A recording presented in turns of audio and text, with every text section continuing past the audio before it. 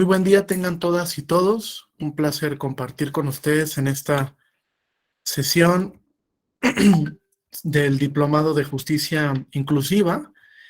El día de hoy abordaremos el tema de jurisprudencia relevante, tanto de la Suprema Corte como de la Corte Interamericana, en relación con los grupos en situación de vulnerabilidad, también denominados categorías sospechosas o categorías de protección especial. Me presento, soy el maestro Jesús Ángel Cadena Alcalá, soy profesor de la Escuela Judicial. Mis líneas de investigación están relacionadas con la tutela de los derechos fundamentales, la justicia constitucional, el control de convencionalidad y también el tema de efectividad y eficacia de los derechos fundamentales. Son algunas de las líneas de investigación. Les pediría entonces, como saben, conforme al reglamento, que tienen que tener sus cámaras encendidas, esto para efecto de asistencia e incluso para que tengan derecho a la constancia conducente. Entonces les pediría que prendieran sus cámaras para una mejor interacción. Les voy a compartir una presentación para el día de hoy y me gustaría preguntarles de manera previa cuál fue el tema que abordaron el día de ayer.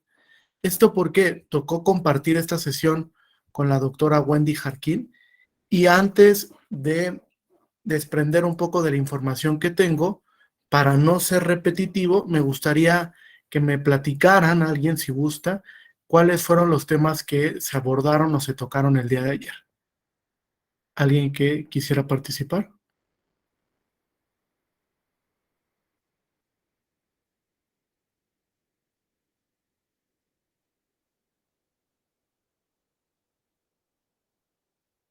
¿No? ¿No vieron nada ayer? Yo ayer no me pude conectar, maestro, si no participaría, pero ayer fue, creo que Gracias. el primer día que no me pude conectar. Gracias, Jonathan. Sí, Gloria, adelante. Sí, buenos días a todos. Buenos días, maestro. Lo que estuvimos viendo ayer fue la cuestión de género.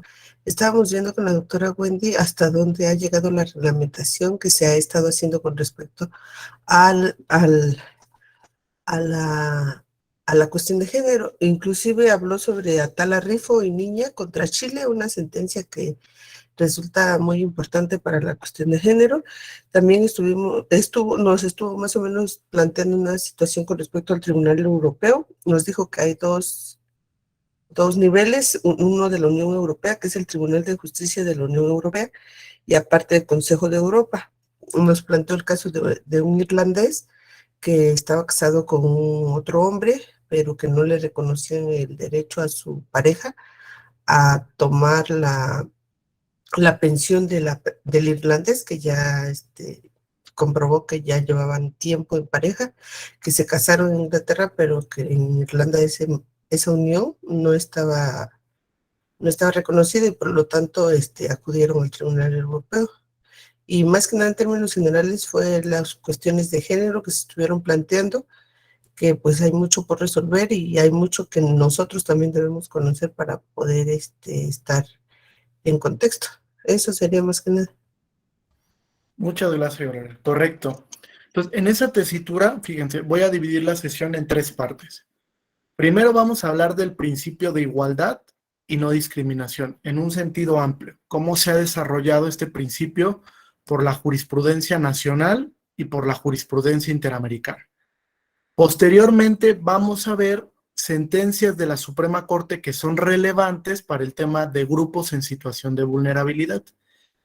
Y para la parte final, para la parte de cierre, vamos a hacer un ejercicio de análisis de precedentes de la Corte Interamericana, donde a través de control de convencionalidad ha generado una ampliación al contenido del principio de igualdad, ¿vale? Que es un tema también bastante interesante, recordando que esos precedentes del sistema interamericano, aunque el Estado mexicano no haya sido parte, son vinculantes para todas las autoridades nacionales. Es decir, yo me puedo apoyar de ese precedente, jalarlo, generar un diálogo con el precedente para ocuparlo en un caso en concreto aquí. Les voy a explicar la metodología. La Corte ha diseñado un test para que ustedes puedan aplicar jurisprudencia interamericana en casos nacionales. Esto es muy relevante porque la Corte Interamericana ha ampliado mucho el principio de igualdad. De hecho, es uno de los tribunales que más dialoga con el principio de igualdad y la prohibición de actos de discriminación. Entonces, creo que eso en la práctica profesional les puede servir muchísimo. Les voy a compartir entonces la presentación y vamos avanzando.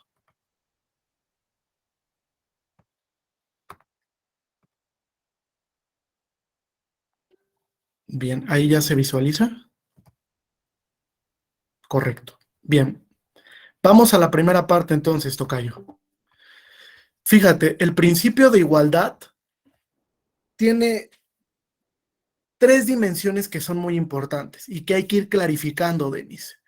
¿Por qué hay que clarificar estas dimensiones? Porque es como conocemos el contenido esencial de este principio. Es elemental este principio porque incluso en la Constitución y en los tratados internacionales se establece que el principio de igualdad guarda una relación directa con el diverso de dignidad humana.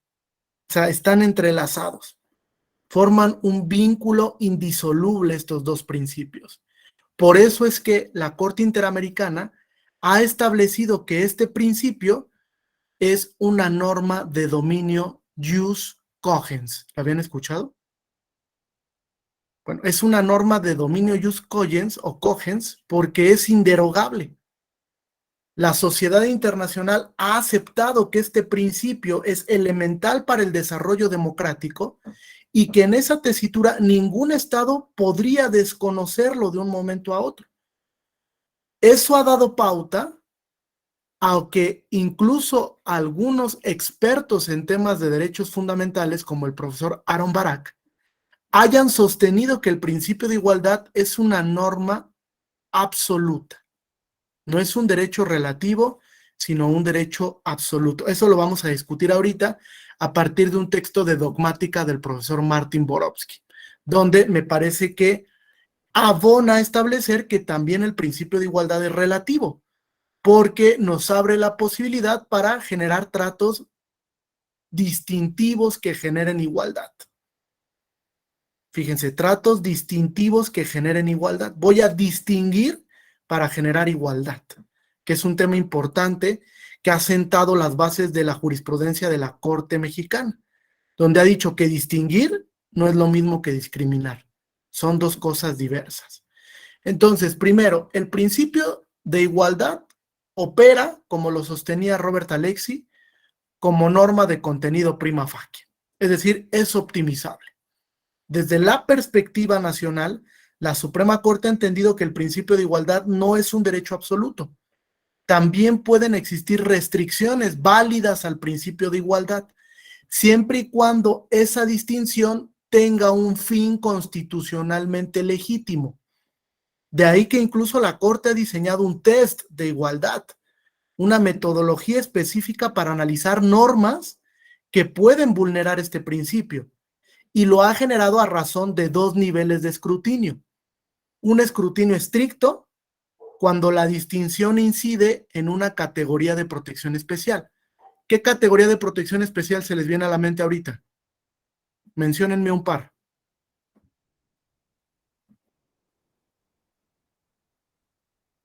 Una que se les... Las personas indígenas. Perfecto.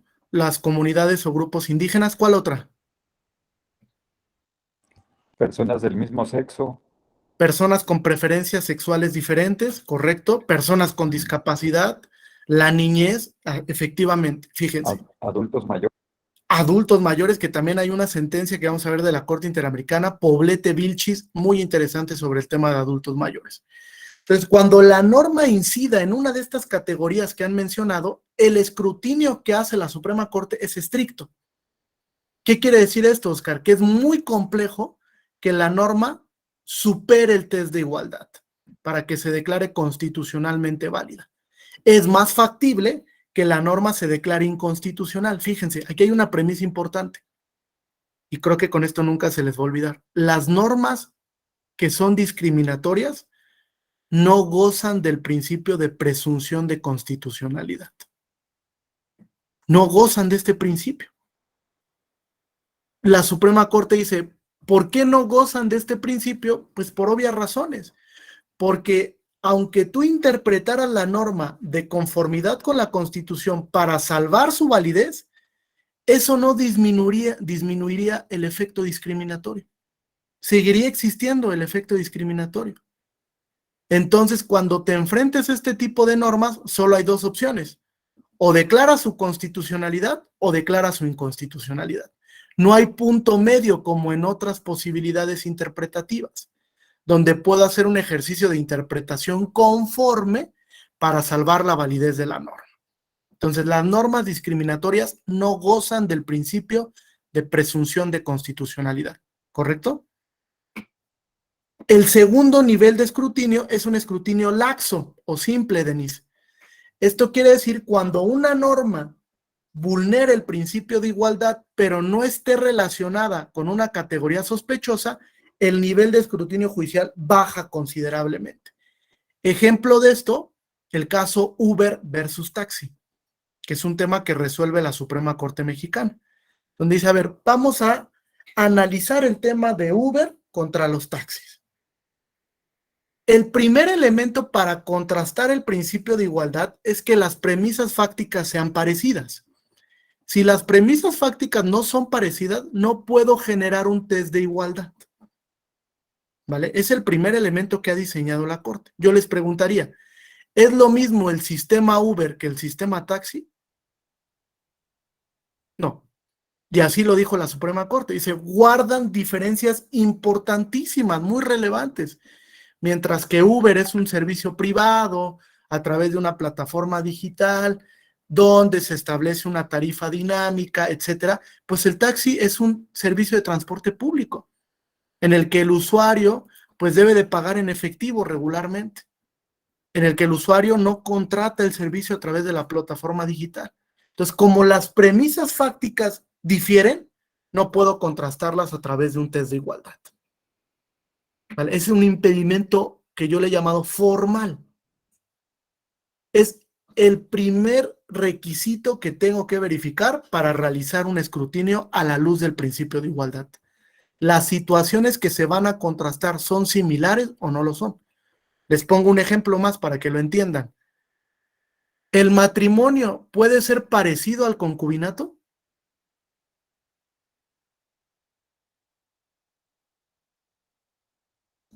¿Qué opinan? Jonathan dice más o menos. Tu micrófono, Jonathan. Ahí sí hay ciertos elementos que sí se pueden compaginar, ¿no? Desde la convivencia, las obligaciones, responsabilidades, sí hay ciertos elementos. Si bien es cierto, no son iguales, pero creo que ahí sí podría aplicar. Exacto. Ahí fíjate, lo que hace la Suprema Corte es que parte de una primer distinción lógica. Mientras el concubinato es una unión de facto, el matrimonio es una unión de jure. ¿Correcto hasta aquí? Sin embargo, en el desarrollo del contenido que le ha dado el Código Civil, pues tienen elementos muy parecidos en cuanto a ciertas obligaciones, en cuanto a lo que contrae en una pensión alimenticia, si se va a disolver, en cuanto a ciertas obligaciones que pueden tener los concubinos y los cónyuges, etcétera. Entonces, como las premisas fácticas sobre la base del principio de igualdad son parecidas, sí cabe la posibilidad de analizar la norma a la luz del principio de igualdad. Sí cabe la posibilidad. Entonces va a haber supuestos donde sí sean parecidas las premisas y donde no. En aquellos donde las premisas guarden diferencias notables, no podemos realizar el escrutinio de igualdad. ¿Bien hasta aquí? ¿Sí? Ok, perfecto. Entonces, esos son los dos niveles de escrutinio, Melissa. Ahora fíjate, ¿por qué hablamos de que este principio es una norma de contenido prima facie? Es decir, es relativo, no es un principio absoluto. Por regla general, ustedes saben que la teoría, la dogmática de los derechos fundamentales nos dice que los derechos absolutos no existen. ¿De acuerdo todos? Que todos los derechos son optimizables o son relativos. Esto quiere decir que en algún momento a prácticamente todos los derechos se les puede implementar una medida restrictiva, siempre y cuando la medida que restrinja sea constitucionalmente válida, en un sentido amplio, es decir, que también respete el derecho internacional de los derechos humanos. Entonces, bajo esa tesitura, fíjense, les voy a narrar un ejemplo que pone Nelly, el profesor Martin Borowski, para que entiendan por qué el principio de igualdad es relativo. Piensa tú, Nelly, tú llevaste educación física en tu educación básica, ¿de acuerdo? ¿Sí llevaste? Ok. En tu grupo de educación física, ¿había niñas, niños que fueran virtuosos para la actividad física? Sí, Que tú dijeras, no, este cuate es buenísimo para la actividad física. sí, sí. Pero también cabía la posibilidad de que hubiese niños y niñas que no fueran buenos para la actividad física. Que dijeran, no, este cuate, por más que lo intenta, no se le da la actividad física. Fíjate, dice el profesor Martin Borowski, si tú todos los metes en el mismo cajón, ¿qué va a pasar? Pues los que son virtuosos, pues van a sobresalir, van a estar aquí arriba y van a dominar toda la actividad física y todos los deportes que le pongas, pues la van a romper, ¿no? En cambio, pues los niños que tienen alguna discapacidad o, por ejemplo, que tienen obesidad o que nunca han practicado un deporte o una actividad, pues no van a sobresalir, ¿están de acuerdo? Los van a desplazar. Incluso puede llegar a que sean invisibilizados, a que el profesor diga, ah, bueno, pues yo nada más me preocupo de los que tienen buena capacidad física. Y los demás, pues ahí los mando, pasaba, ¿no? Que sean, a ver, los demás váyanse allá a la esquina y hagan lo que quieran. Me llegó a pasar. Decían, ellos que no son buenos, pues hay que ponerles otra cosa. ¿Qué es lo que dice el profesor Martin Borowski? Lo que tienes que hacer para generar igualdad es distinguir. No les puedes poner la misma actividad a los virtuosos que los que nunca han practicado una actividad física, porque eso va a generar un plano desigual. Ya no van a estar en las mismas condiciones. No van a practicar la actividad en el mismo sentido. Lo que debes de hacer es distinguir para que estén en el mismo plano de igualdad. Es decir, sí, a los virtuosos ponles una actividad física, pero a los que no ponles especial atención para que puedas ir potencializando precisamente esa actividad, que les llame la atención, que se integren a la actividad física, etcétera, porque eso va a generar igualdad. Fíjense qué interesante. Eso es a lo que hoy en día le llamamos acciones afirmativas o medidas afirmativas. Genero una medida que es temporal, desde luego, Oscar, para generar igualdad, para que estemos en el mismo plano jurídico. Les pongo un ejemplo en materia electoral, del que los hombres nos quejamos mucho y no nos deberíamos de quejar. La medida afirmativa que establece que puede haber más mujeres que hombres en la integración de los poderes públicos. Por ejemplo, en los congresos locales o en el Congreso Federal. El Tribunal Electoral, la Sala Superior, ha sostenido válidamente que pueden integrar más mujeres el Congreso o los congresos locales que hombres, porque esa es una medida afirmativa que visibiliza a la mujer. ¿Por qué? Porque la mujer, Nelly, estuvo olvidada en el plano político, nunca ocupó esos cargos durante muchos años. Esos cargos eran destinados para hombres, incluso los mismos hombres configuraban normas para hombres. Es decir, hoy en día, en pleno siglo XXI, hay muchas normas paternalistas. Y ahorita les voy a poner un ejemplo, que cuando yo las visualizo son aparentemente neutras, pero cuando trascienden al ámbito fáctico nos damos cuenta que son discriminatorias.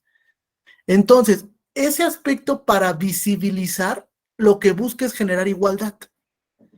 De ahí que la Suprema Corte haya sostenido, fíjense, que distinguir no es lo mismo que discriminar. Son dos cosas totalmente diferentes. Vamos a darle lectura a esta diapositiva, fíjense. ¿Quién me ayuda? Para que quede más claro este tema.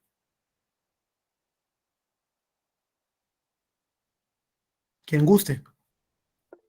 Adelante, Gloria. Distinguir, discriminar. Distinguir, realizar un trato diferenciado, justificado, basado en un fin constitucionalmente imperioso, que busca generar condiciones de igualdad principalmente a través de una medida afirmativa. Discriminar, trato diferenciado no justificado que incide en el principio de igualdad de manera directa o explícita o bien de forma indirecta o no explícita a través de una política, medida o norma que aparentemente es neutra. Perfecto. Fíjense el primer elemento. Distinguir basado en un fin constitucionalmente imperioso. Te pregunto, Nelly, ¿fue correcto que el profesor de educación física distinguiera entre los virtuosos y los no virtuosos para potencializar a los no virtuosos y que estuvieran aquí arriba? Pues me parece que sí, ¿no? Fíjense, lo digo de otra manera. El profesor de educación física se da cuenta de que hay personas que son muy buenas para la actividad y les pone pues ciertas actividades físicas, ¿no? Pero también se da cuenta que hay personas que no lo son, que dicen, oye, ¿sabes qué? Nunca han practicado, tienen obesidad, tienen una discapacidad. Entonces dice, voy a poner especial atención en este grupo. Para mí es prioritario este grupo. No me tengo que preocupar tanto por los que en toda su vida han practicado fútbol, básquetbol, porque ya lo saben hacer. Lo que voy a hacer es implementar una medida para que este grupo, que nunca ha practicado actividad física, se potencialice. ¿Es correcto esto? ¿Sí? Eso es una medida afirmativa. Así de sencillo. Poner especial atención en un grupo o en un sector que históricamente ha estado olvidado, invisibilizado, discriminado, para que esté en el mismo plano de igualdad. Fíjense lo que dice la Corte, para generar las mismas condiciones de igualdad, para que estemos así. Por eso es que las medidas afirmativas en materia de igualdad y paridad que ha generado la Sala Superior son correctas, son asertivas, porque lo que buscan es visibilizar a la mujer y a otros grupos, ¿eh? Hoy día, el Congreso Federal, si bien está integrado por 250 mujeres y 250 hombres en una sentencia histórica, lo cierto es que no hay que olvidar que todos los grupos están representados, ¿eh? Todos. Adultos mayores, decía Jonathan, personas de la diversidad sexual, personas de comunidades indígenas, afromexicanas, migrantes, hay una diputación migrante federal. Prácticamente todos los grupos están representados en el Congreso Federal. Eso es una medida afirmativa. Busca visibilizar, poner especial atención en esos grupos para que estén en el mismo plano de igualdad. ¿Bien hasta aquí? A eso la Suprema Corte le ha llamado igualdad por resultados. Por resultados. En el mundo material. No me sirve la igualdad formal, tengo que llegar a la igualdad material, ¿vale? Donde hombres y mujeres estemos en el mismo plano, pero donde también esos grupos olvidados ocupen un lugar específico para generar igualdad. Ahora fíjate, Oscar, dice la Suprema Corte, discriminar es otra cosa. Se discrimina cuando el trato diferenciado no está justificado. Cuando la norma es aparentemente neutra, pero el impacto de la norma es discriminatorio. Les voy a poner un ejemplo, fíjense. Pongan atención a este ejemplo. Hoy día, todavía, el Código Civil para la Ciudad de México establece una preferencia en favor de la madre. ¿Qué es esto? Que si el niño tiene menos de 12 años, la guarda y custodia será preferentemente en favor de la madre. Así lo dice el Código Civil para la Ciudad de México. Yo les preguntaría, cuando ustedes analizan en abstracto la norma, ¿parece ser aparentemente neutra? Pues me dirían, pues sí, ¿no? Pues genera una preferencia para la madre, quiere decir que el menor va a estar en cuidado de su mamá. Incluso las mujeres podrían decir, no, pues es un beneficio para la mamá, ¿no? ¿Sí coinciden? ¿O no coinciden? Ahí viene el tema delicado. Cuando ustedes proyectan la norma en el mundo fáctico, ¿qué pasa? En la realidad, ¿qué creen que es lo que pasa? Sí, Laura. Claro, yo creo que pareciera que es una norma justa, ¿no? Solo que no estamos viendo el contexto, no estamos diciendo, pues, por qué realmente para el menor sería mejor o preferente estar con la madre. Entonces, creo que nos quedamos con la idea de que la mamá es lo mejor que puede tener o lo mejor que le puede suceder al niño, pero no estamos viendo todo el fondo, ¿no? El contexto que pasa con ese menor. No estamos analizando justo lo que pasa o la situación concreta, simplemente estamos diciendo que pues una madre podría darle una mejor protección a un menor. Correcto, muy bien. A ver, escucho a Gloria. Lo que ahí está prevaleciendo sería otro principio, que es el interés superior del menor, en razón del menor, pero ya dadas las circunstancias específicas puede variar. El caso de que una madre pudiera no corresponder a esos tratos y cuidados que se esperan por parte de ella, ¿no? Entonces ahí sí, no, ese trato diferenciado no estaría cumpliendo con esa característica para lo que fue creada, ¿no? Que sería en este caso el interés superior del menor. Correcto. Fíjense, las voy a contextualizar porque es importante el contexto, como decía Laura. ¿De cuándo creen que data el Código Civil para la Ciudad de México? Más o menos, una idea. Una idea prox. ¿De cuándo será el Código Civil? 1990, ¿1900 qué? 90. Yo creo que más, ¿no? Mucho más. No es como de la época de Benito Juárez. Pues yo pienso que sí, más o menos. Yo creo que ese artículo data desde hace, por lo menos echándole a ojo de buen cubero unos 100 años. Primer pregunta. En ese entonces, ¿quiénes integraban la Asamblea Legislativa de la Ciudad de México?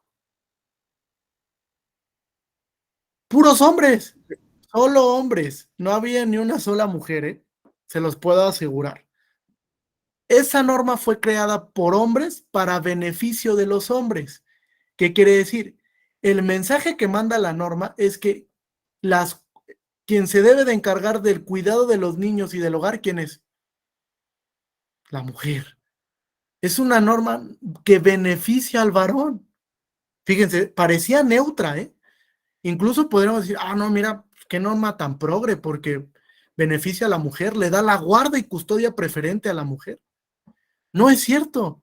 Es una norma que discrimina porque posiciona a una mujer en un rol determinado. Es lo que llamamos una norma estigmatizadora. ¿La habían escuchado? Este concepto, norma que estigmatiza, te encasilla en un rol. Y saber, mujeres, ustedes se deben dedicar al hogar y al cuidado de los niños. Por eso es que les vamos a dar la guarda y custodia preferentemente. Porque el hombre tiene que salir, el hombre tiene que desarrollarse, tiene que vivir su vida profesional y laboral. Incluso el hombre es el proveedor del hogar, ¿no? Así se decía durante mucho tiempo. Fíjense qué tan importante. Ustedes se fueron por el tema del interés superior y no es incorrecto. También la Suprema Corte ha dicho que para el tema de la guarda y custodia se tiene que establecer qué perfil es el más idóneo. ¿Quién va a cuidar al menor de una mejor manera? ¿Con quién quiere estar el menor? Incluso por el principio de autonomía progresista, la Corte ha dicho, tome en cuenta la opinión del menor. Si el menor dice, yo quiero estar con mi papá, pues que se vaya con su papá. Si el menor dice, no, yo quiero estar con mi mamá, pues que se vaya con su mamá. La opinión del menor hoy en día en el órgano jurisdiccional en estos temas es fundamental. Entonces, si se dan cuenta, cuando analizamos la norma en abstracto, pues teníamos dudas, ¿no? Sobre si era constitucional o no. Pero cuando ya la aterrizamos en un contexto determinado, bajo un caso en concreto determinado, pues nos damos cuenta que la norma no es neutra. En realidad tiene un efecto discriminatorio en contra de la mujer. Fíjense, no es tan sencillo analizar la norma estigmatizadora, ¿eh? Porque yo he puesto este ejemplo en otras sesiones y muchos hombres han dicho, es que discrimina al hombre. ¿Por qué la guarda y custodia preferentemente a la mamá? Es lo primero que me han dicho, ¿eh? Y yo les he explicado, no es que discrimine al hombre, provoca un efecto discriminatorio en la mujer porque la estigmatiza, la encasilla. en que ella debe estar en su casa cuidando a sus hijos, porque hay que ir al contexto de cuándo se creó la norma. Incluso, no lo dudo, si vamos a la exposición de motivos de cuando se creó ese artículo del Código Civil, estoy seguro que muchos de esos argumentos fue que la mujer tenía que tener la guarda y custodia porque era quien cuidaba a los hijos. No lo dudo que así dijera. Y que ese argumento fue válido en su momento. En el contexto contemporáneo es muy difícil soportar ese tipo de argumentos. ¿Están de acuerdo? Es como otro ejemplo que ha resuelto la Corte. A lo mejor ustedes lo han visto, el del orden de los apellidos.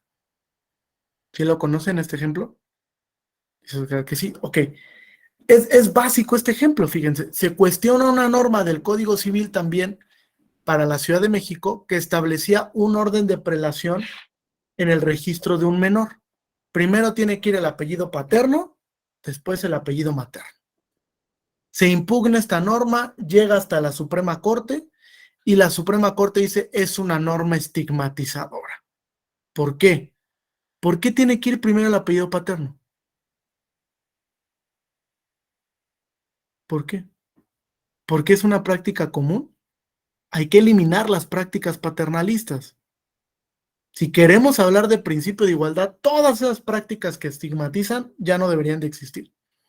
Y dice la Corte, no hay una razón lógica, no hay un fundamento constitucional imperioso para sostener que primero tiene que ir el apellido paterno y después el materno. Dicen, es que es un tema de identidad de familia. No se pierde la identidad de familia, ¿están de acuerdo? Si yo invierto los apellidos, no por eso va a dejar de ser hijo de familia, de ese núcleo de familia. La Corte ha dicho, solo si hay un límite, y es racional. En el momento en el que tú elijas el orden, ya no lo vas a poder cambiar. Si tú primero dices que debe llevar el apellido Cázares y después Vélez, así tiene que ser para todos tus hijos. Porque si no, entonces sí vas a vulnerar el principio de identidad de familia. Pero fíjense, no hay una razón lógica para establecer que primero tiene que ir el apellido paterno y después el materno. Declara la inconstitucionalidad de la norma y hoy día ya se modificó ese artículo.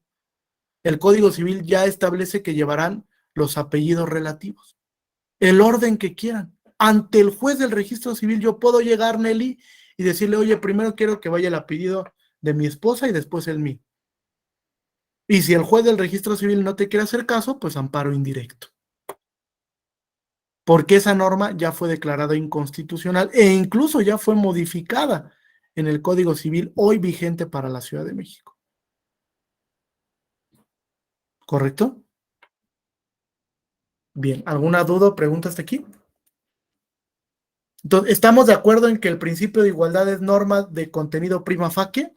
¿Es relativa? O sea, ¿se le pueden imponer ciertas restricciones? Restricciones que desde luego tienen que superar el test de igualdad. Fin constitucionalmente imperioso, idoneidad y necesidad. ¿Vale? Que son los tres elementos que conforman esta metodología. Lo repito. Fin constitucionalmente imperioso, idoneidad de la medida y necesidad de la medida. ¿Vale? Eso debe de analizarse para decretar que la medida afirmativa es constitucionalmente legítima desde el punto de vista constitucional y convencional. Vamos a avanzar entonces.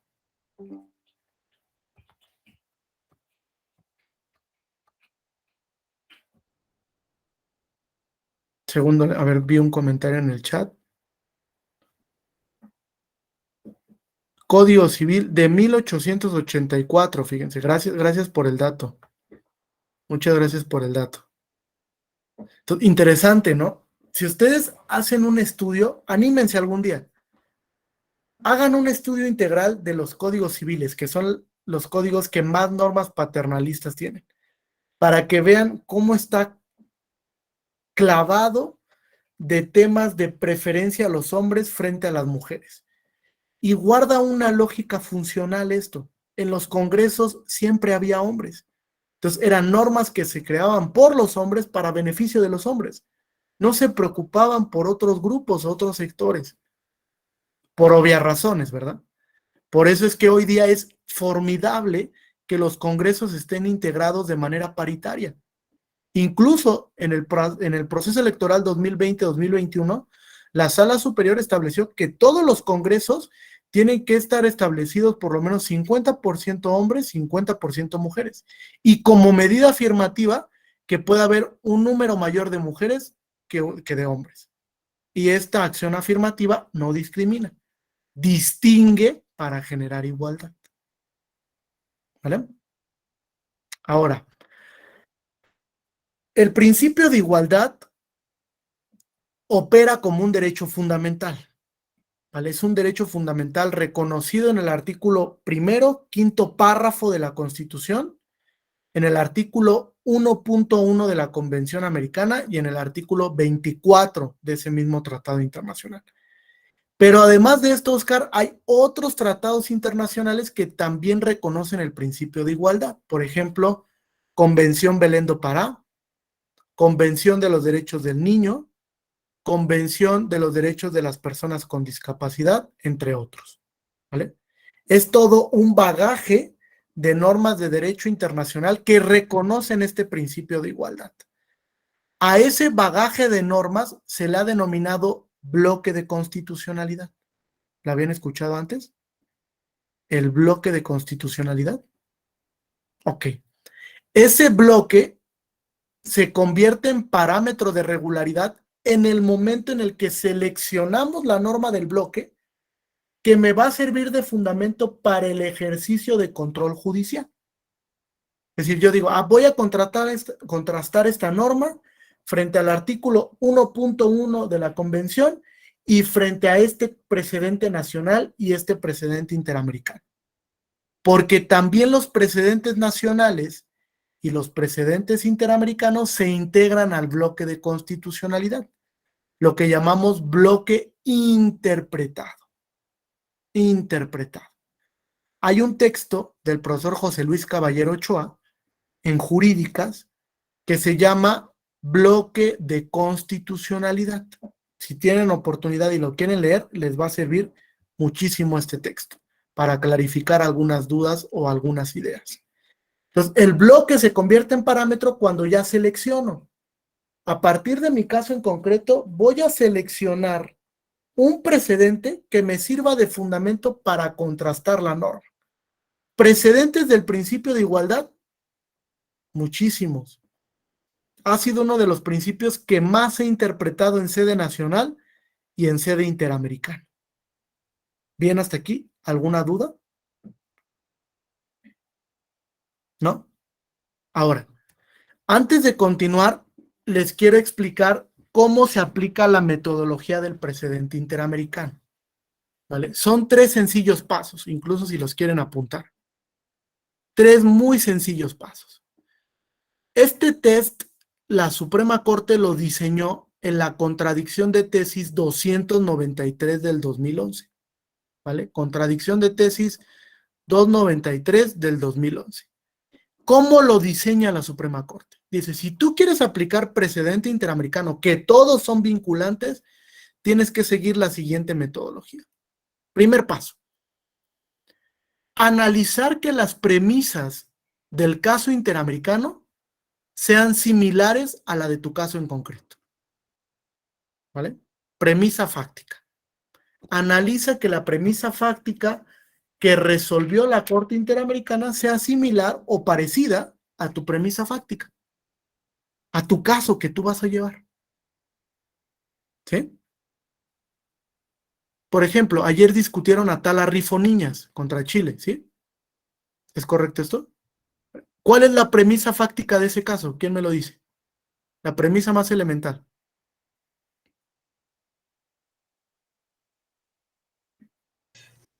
Bueno, creo que la parte principal era que estaban discriminando a la señora por su orientación sexual. Así es, Jesús, correcto.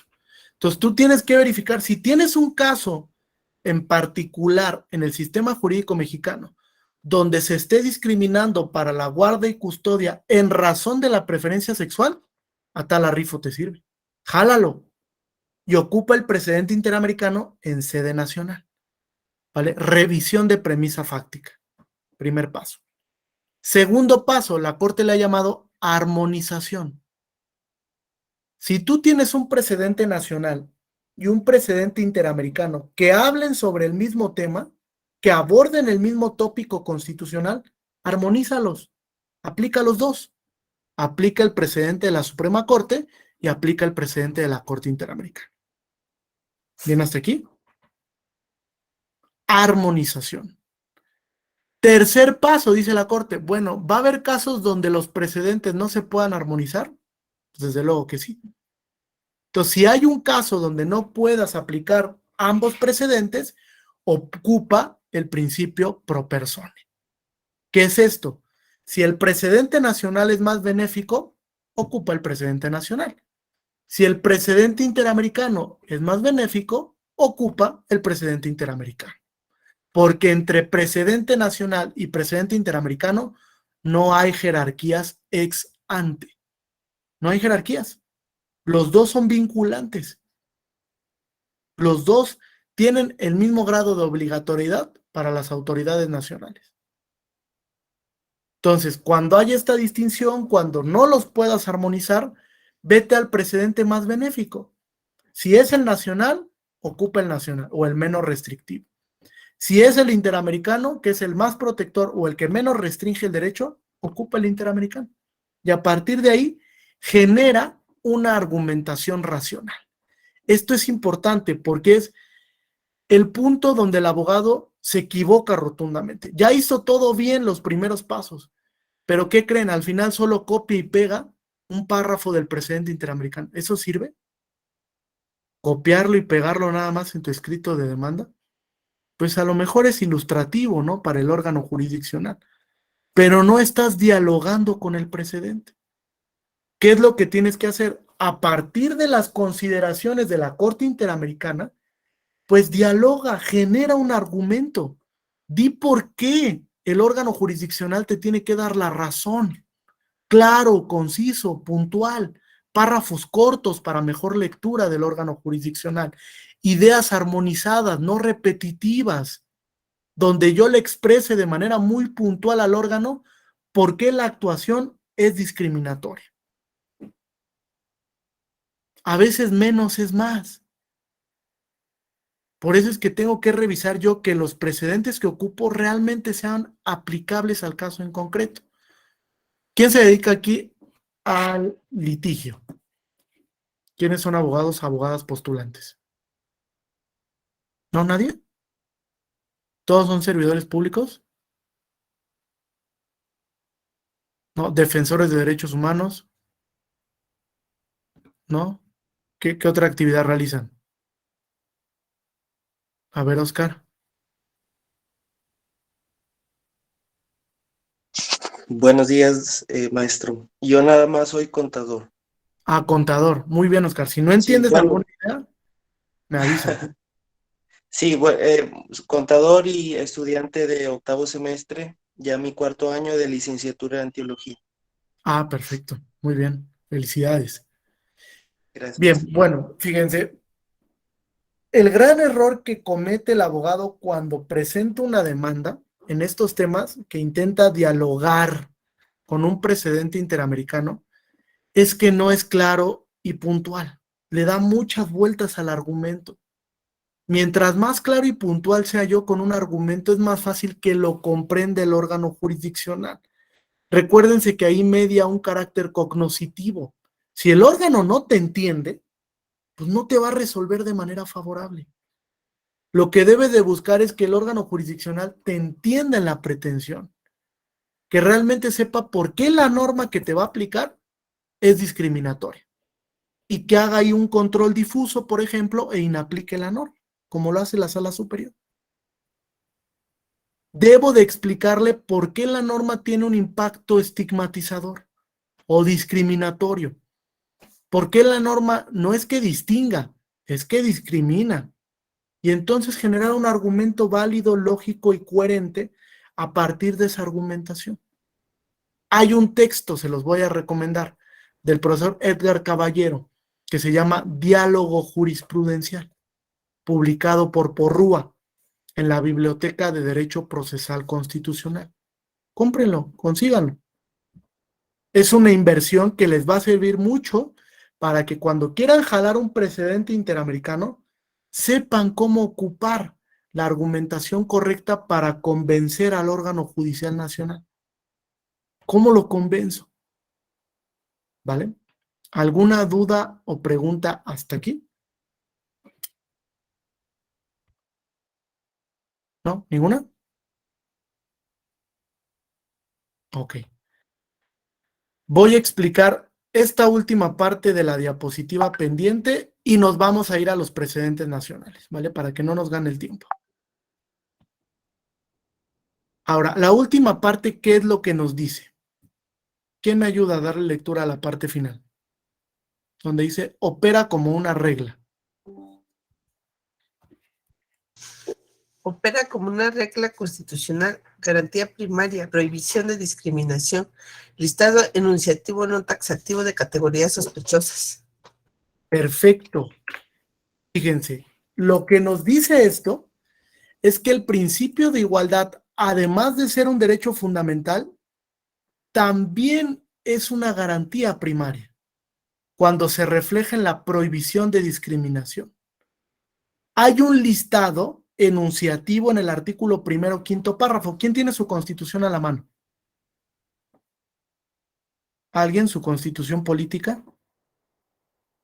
Que nos quiera ayudar a dar lectura solo al 5º párrafo del artículo 1º.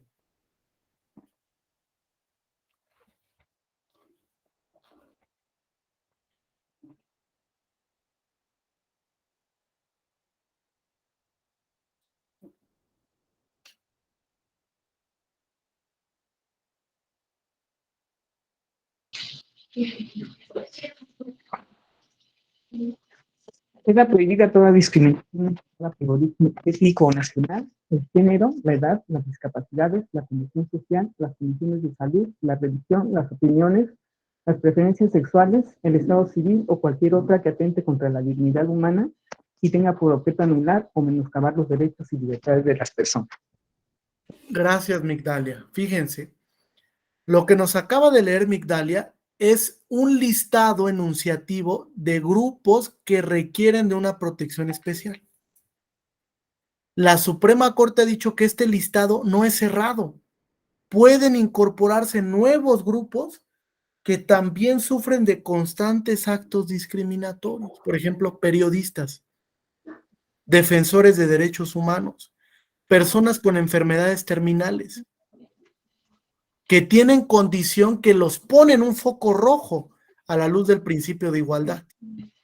Entonces debemos de buscar siempre que este listado se vaya ensanchando para que yo justifique la necesidad de generar una medida afirmativa para propiciar las mismas condiciones de igualdad y el ejercicio de otros derechos fundamentales. Entonces, dentro de este principio y su correlativo de no discriminación, tenemos tanto un derecho fundamental como una garantía primaria, prohibición de actos de discriminación. Esta prohibición es taxativa, ¿eh? No puedo permitir ningún acto discriminatorio. O en sentido inverso, todo acto discriminatorio es inconstitucional. ¿Correcto? ¿Dudas o preguntas hasta aquí? ¿No? ¿Ninguna? ¿Seguras, seguros? Ok.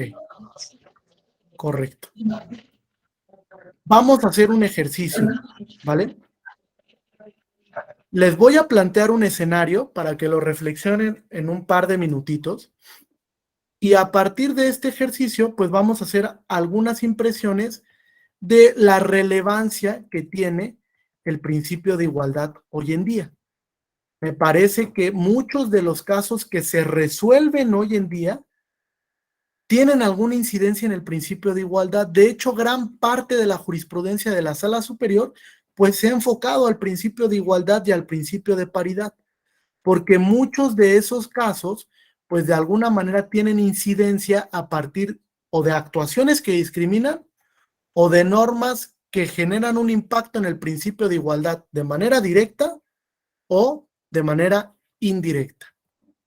Entonces, les voy a plantear un caso que es sencillo para que ustedes puedan decirme cómo lo resolverían, qué metodología utilizarían, si es que la norma es discriminatoria o no lo es, las razones del por qué, etcétera. ¿Vale? Fíjense, les voy a compartir.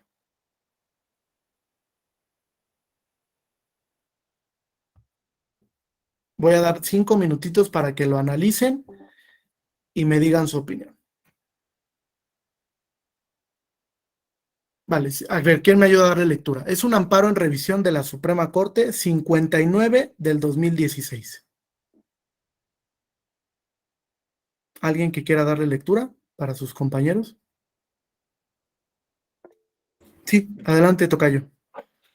De conformidad con los artículos 201 y 205 de la Ley del Seguro Social, 2 y 3 del Reglamento para la Prestación del Servicio Relativo, así como la regla 8.1.3 de la norma que establece las disposiciones para la operación del servicio citado, emitida el 22 de octubre de 2012, el Instituto Mexicano del Seguro Social presta el servicio de guardería tanto a la mujer y como al varón asegurado, cuyos derechos se encuentran vigentes en esa institución, pero a ese último solo se le otorga esa prestación en determinados casos, ya que para obtenerla debe de acreditar que es viudo, divorciado o que por resolución judicial ejerce la custodia o la patria potestad de sus menores hijos. Muchas gracias, tocayo. Analícenlo. Me van a decir qué tipo de escrutinio realizarían, estricto o laxo. Si la norma distingue o la norma discrimina. ¿Vale? Distingue o discrimina. Y tercero, las razones del por qué estiman que esta norma es constitucional o inconstitucional. ¿Vale? Les doy 5 minutos, ¿les parece bien?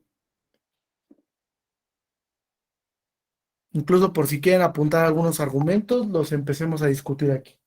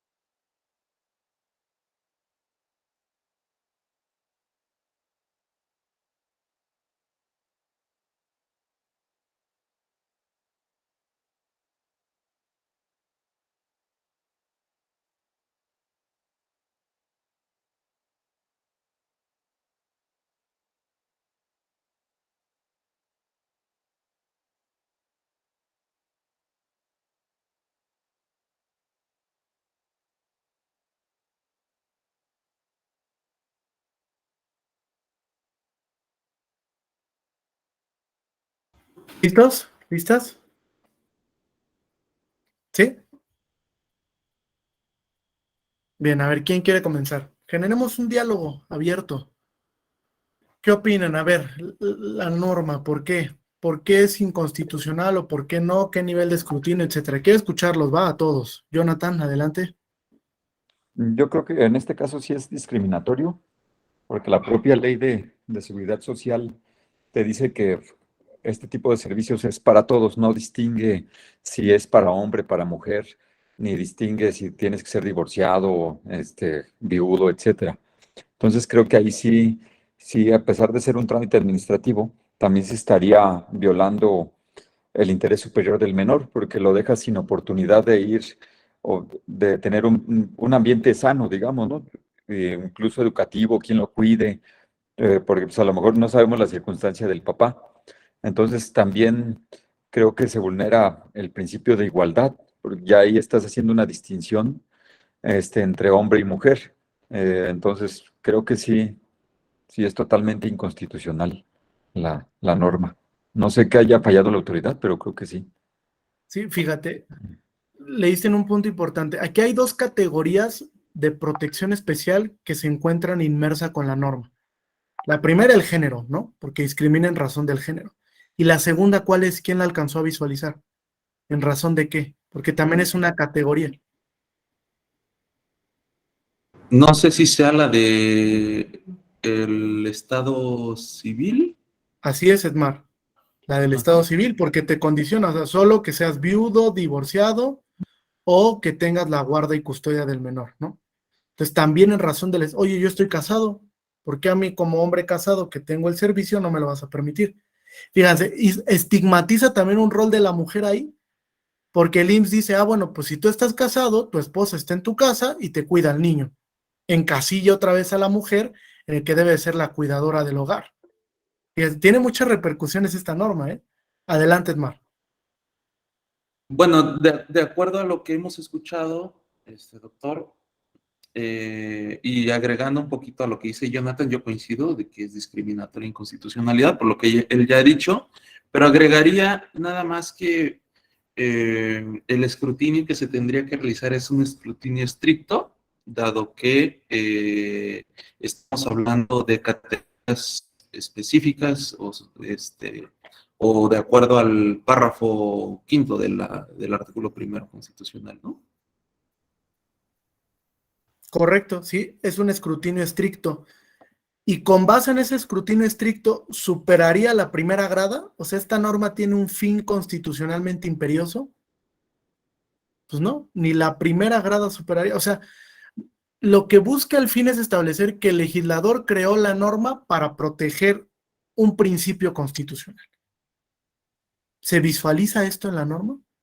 Pues desde luego que no. Es una medida legislativa totalmente arbitraria, ¿eh? Incluso medida administrativa, porque va con el reglamento que emite el IMSS.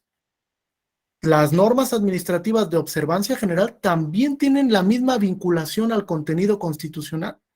También tienen que atender al bloque de constitucionalidad, porque son sujetas de control judicial, ya sea a través del amparo, a través de la acción de inconstitucionalidad o a través de un JDC, por ejemplo, en materia electoral. Entonces, todas son normas que están sujetas al contenido del bloque de constitucionalidad. Bien, me gustaría escuchar a alguna compañera al respecto. ¿No? ¿Nadie?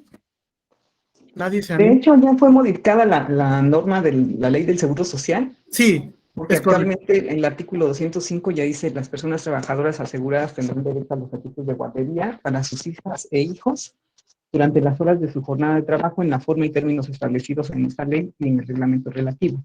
Entonces ya esa fue una reforma del 21 de octubre de 2020. Y fíjate, Migdala, ¿de dónde crees que derivó esa reforma? De la sentencia de la Suprema Corte, ¿no? Porque anteriormente no lo decían. Así es, un diálogo entre poderes. Eso es importantísimo. Que cuando la Corte declare la inconstitucionalidad de una norma, el legislador dialogue con esa sentencia y diga, mira, la Corte dice que es inconstitucional por eso. Entonces presentemos una iniciativa para modificar la norma. Y así generamos un constitucionalismo dialógico, que se vea que estamos en el mismo canal. Sin embargo, hoy día, Migdalia, siguen existiendo normas en materia de seguridad social que son discriminatorias. Les voy a poner un ejemplo para que vean. Fíjense, el reglamento del instituto establece que si tú quieres acceder como concubina a una pensión por viudez, tienes que demostrar que tuviste hijos durante el concubinato. Pero si tú eres cónyuge, no te pide el mismo requisito. ¿Esa norma discrimina? Incluso más allá, va en contra del libre desarrollo de la personalidad y del proyecto de familia. Si yo no quise tener hijos, ¿por qué me obligas a tenerlos para que acceda a una pensión? Y hoy día esa norma sigue vigente y se sigue aplicando. A pesar de que la Suprema Corte ya ha dicho que no es un requisito para que se actualice el concubinato el haber tenido hijos.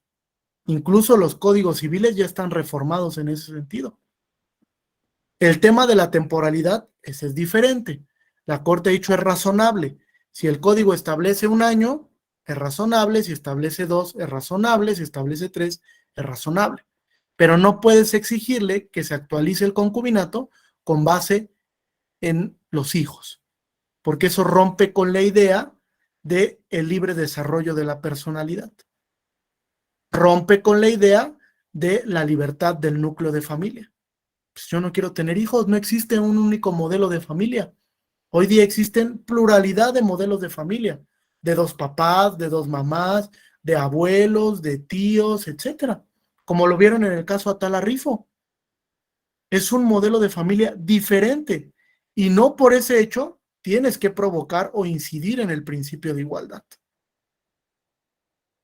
¿Algún comentario hasta aquí? ¿Alguien más? ¿No?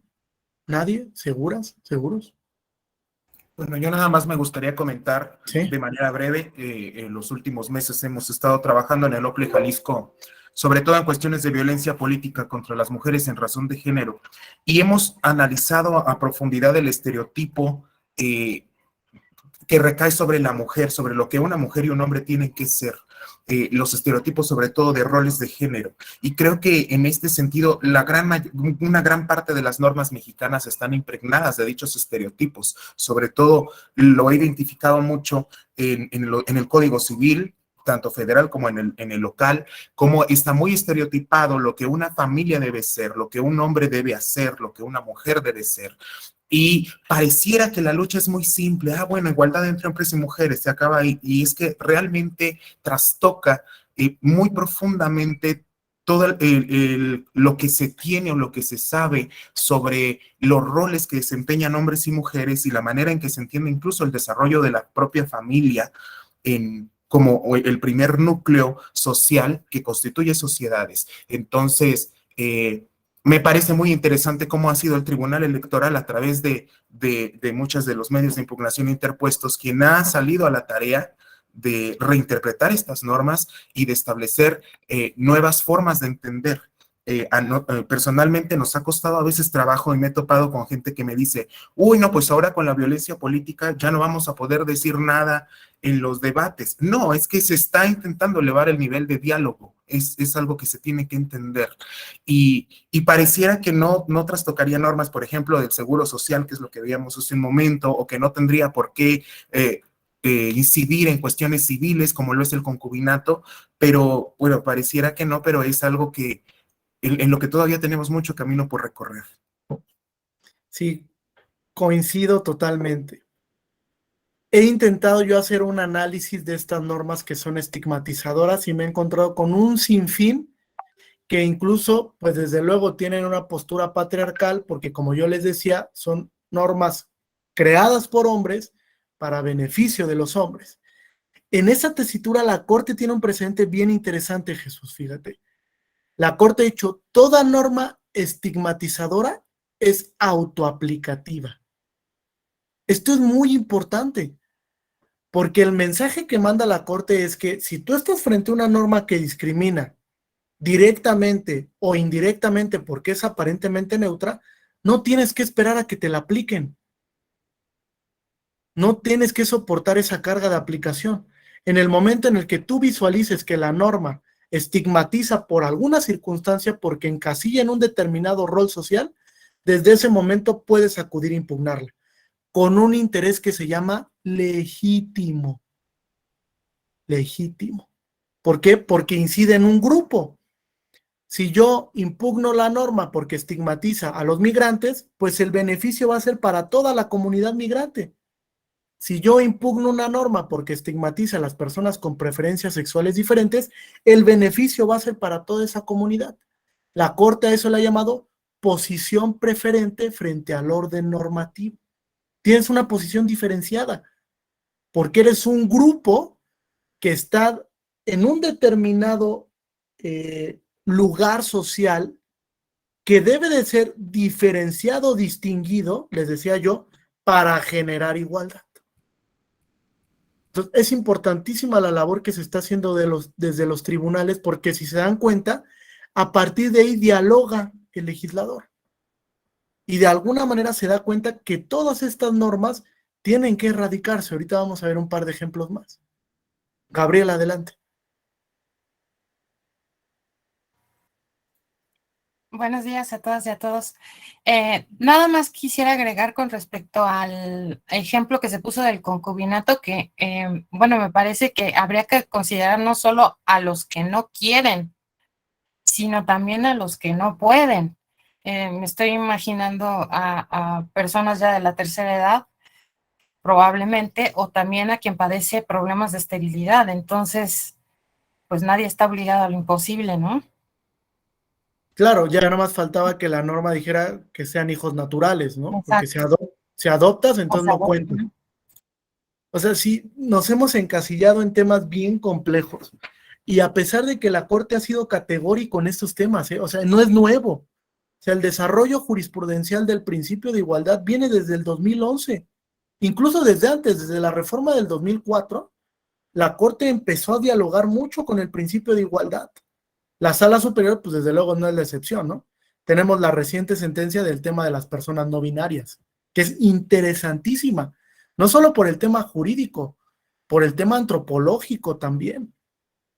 Es una sentencia que se tiene que meditar muy bien porque tiene implicaciones muy, muy complejas. Por ejemplo, hace una aseveración la Sala Superior y dice, las personas no binarias, para efectos del principio de paridad, ocuparán los lugares destinados a varones, no a mujeres. Eso tiene una repercusión importantísima, porque lo cierto es que los partidos políticos, así lo voy a decir, son mañosos. Los partidos políticos, con tal de ocupar un escaño, le dicen a una persona, tú di que eres no binaria, y te metemos en el lugar de mujer. Así son, así ha pasado, son tan mañosos que cuando la Sala Superior empezó a dialogar con el principio de paridad y los vinculó a postular 50% de mujeres a candidaturas, ¿a dónde creen que proponían a las mujeres? En lugares donde sabían que iban a perder, donde históricamente nunca habían ganado. Y la Sala Superior se dio cuenta y dijo, no, hay que materializar el principio de igualdad y paridad. Tienes que postular a las mujeres donde veas que hay posibilidad de triunfo, no donde nunca has ganado, porque si no, de otra manera dejas sin contenido al principio. Nunca se va a materializar formalmente. Es importante esto. Y también el desarrollo jurisprudencial que ha hecho la Sala Superior ha sido por eficientar el derecho. Una cuestión que debe ser vinculante no solo para la autoridad electoral, sino para todos los partidos políticos. ¿Correcto hasta aquí? ¿Alguna duda o pregunta adicional? Sí, claro, dice Oscar. Sí, sí, es un tema muy complejo, ¿no? El tema de la autoadscripción, híjole, está en la línea muy delgada de distinguir y discriminar. Muy, muy delgada. Porque fíjense, se dio un caso de los mushes, lo conocen. Bueno, este caso fue muy relevante porque la Sala Superior dijo, con la sola autoadscripción basta y sobra para que tú me digas que perteneces a esta comunidad. Pero, si yo tengo dudas sobre la adscripción, puedo ir a preguntar. Y lo que hizo la sala superior fue, oye, me estás tratando de tomar el pelo, porque un candidato en un proceso pasado no se había autoadscrito como Mushe. Y para el siguiente proceso electoral se autoadscribe, evidentemente, ¿por qué creen? Pues con un fin político, ¿no? Que ocupara un lugar dentro de un cargo de elección popular. Y entonces ahí lo que hizo la sala superior fue una simple corroboración. Voy a corroborar con la comunidad. Oye, fulanito de tal, ¿sí pertenece a la comunidad o no? No, no pertenece. Perfecto. Con eso. Lo mismo pasó con el tema del Mijis, lo escucharon. Él se autoadscribió como indígena para el proceso electoral 2020-2021, pero para el pasado proceso electoral no dijo nada. ¿Por qué? ¿Por qué no dijiste que formabas parte de esa comunidad? ¿Se te olvidó? Pues, ¿verdad? Es decir, te estabas autoadscribiendo para poder ocupar ese lugar específico que le corresponde a una persona que sí forma parte de la comunidad. Y entonces la sala superior le quita la candidatura. Dice, no, sí es cierto que la autoadscripción basta y sobra, ¿no? Para que sea calificada. Porque si yo te pido más requisitos, te puedo discriminar, ¿están de acuerdo? Es como una persona no binaria. Yo le podría pedir a la persona no binaria que me acreditara que es no binaria. Muy difícil, ¿no? Estaría yo cayendo en un tema ya como de discriminación. Si, a ver, no, demuéstrame con documentos que eres no binario. ¿Cómo? Pues yo me autoadscribo como no binario. Bueno, sí, autoadscríbete como no binario, pero le pone un candadito a la sala superior. Vas a ocupar los lugares destinados para hombres, no para mujeres. ¿Correcto o no? No lo sé, reflexiónenlo. Puede ser que válidamente alguien me diga, no, pues ¿cómo? Pues si es mujer y dice que se autoadscribe como hombre porque es no binario, pues entonces nos está quitando un lugar a los hombres, ¿no? Solo que hay un factor aquí determinante. Nosotros ya hemos disfrutado de esos lugares durante mucho tiempo. Es tiempo que los cedamos, que entendamos que ya ocupamos un lugar preferente y que ahora ese lugar pues lo tienen que ocupar las mujeres y otros grupos.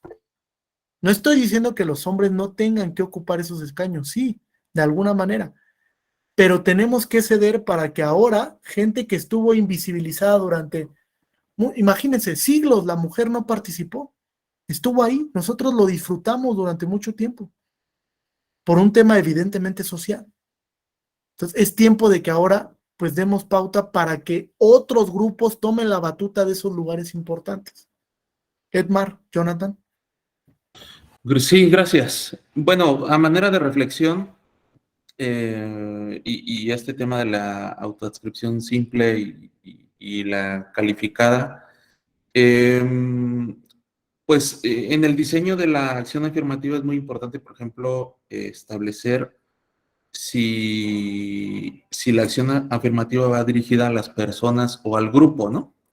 Por ejemplo, en el caso de indígenas, evidentemente hay una autoadscripción simple, pero también tiene que haber un vínculo comunitario, es decir, también una representación colectiva, por decirlo de alguna manera, ¿no? Eso ya está claro.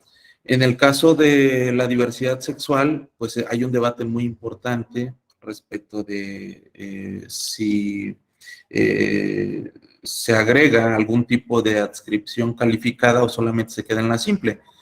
Y bueno, hay voces que establecen que cómo podría establecerse una adscripción calificada en el caso de la diversidad sexual, pues que haya un programa de trabajo en razón de la comunidad de la diversidad sexual, que primero que se asuman, también es un tema importante, que se asuman y que no sea, digamos que una situación a escondidas, etcétera, etcétera, etcétera. Pero lo que yo quiero diferenciar o lo que quiero dejar aquí sobre la reflexión es que en el diseño pues, de la acción afirmativa es importante diferenciar si va a la persona o al grupo o al colectivo, aunque estamos hablando de categorías en general, ¿no? O grupos en general, conforme a una categoría sospechosa. No sé si me explico. Muchas gracias. Sí, correcto. Es muy importante, tomando en cuenta, Edmar, que la medida afirmativa es temporal. Entonces, cumple un fin determinado, se destina para algo, ¿no? O sea, destino esta medida afirmativa para este sector, esta persona, este grupo, y una vez que yo pueda visualizar que ya alcanzó el mismo plano de igualdad, entonces la medida afirmativa desaparece.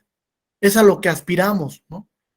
Que bueno, materialmente no se ha visto un cambio muy profundo, correcto.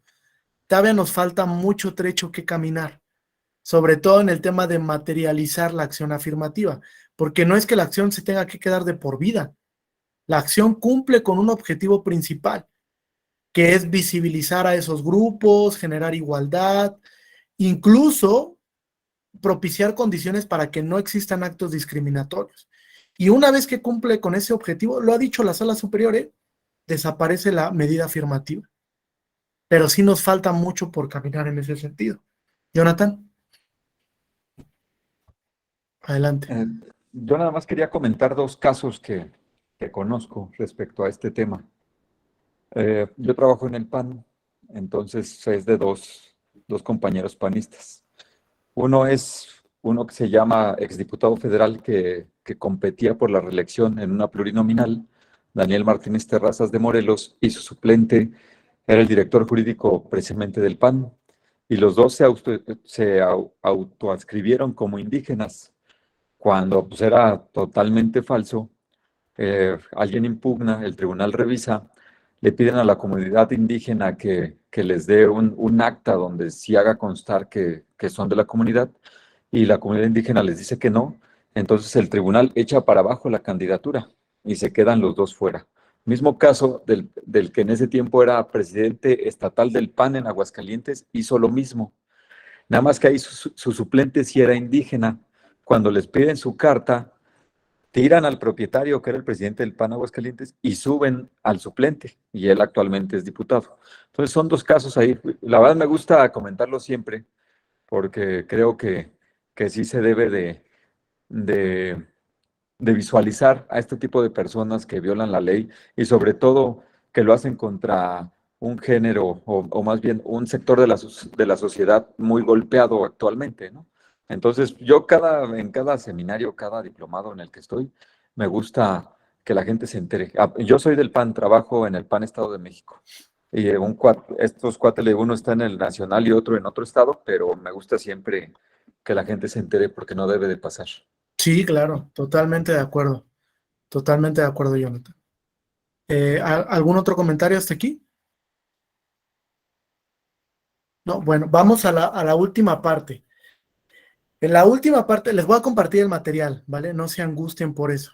Incluso les voy a compartir un texto que publiqué en una obra colectiva donde analicé el principio de igualdad a la luz del sistema interamericano, es decir, como norma de dominio jus cogens, ¿vale? Para que lo puedan revisar, algunas impresiones al respecto sobre el tema, y pues quede un poco más pulcro lo que visualizamos el día de hoy.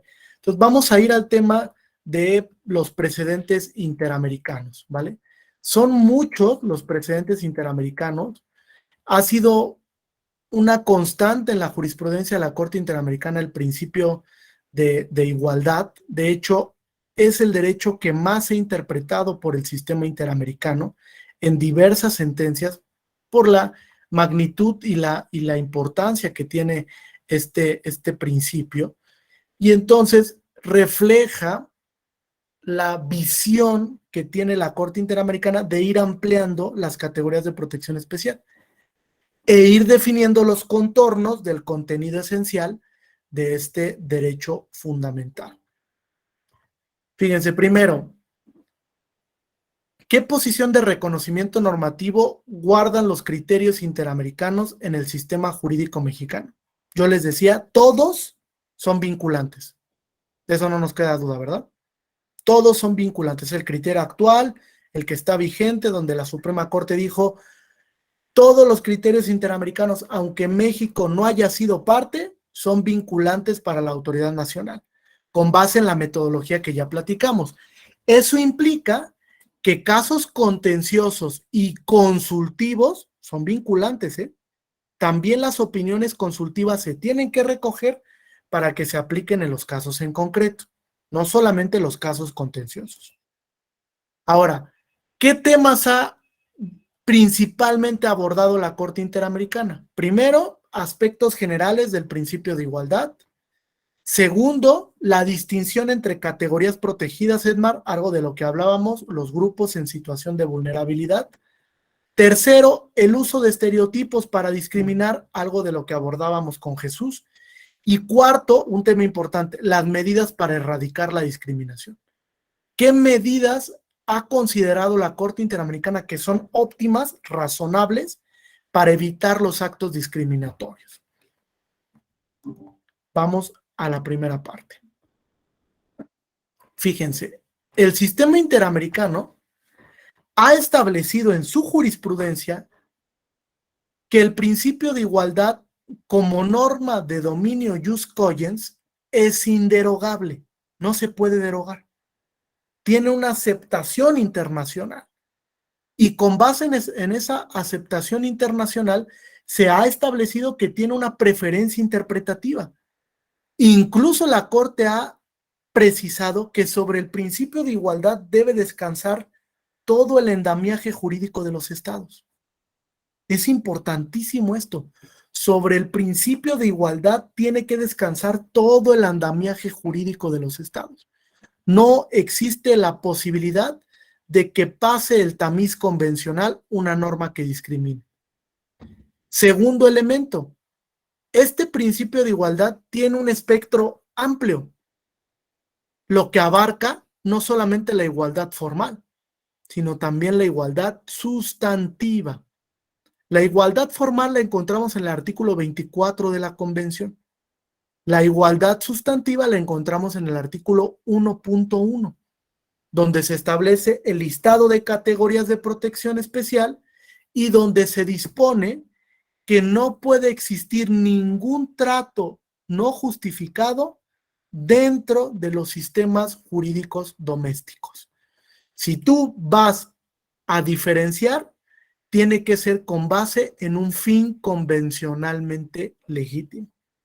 De otra manera, esa medida política, actuación de la autoridad, generaría una incidencia en el principio de igualdad, es decir, sería discriminatoria.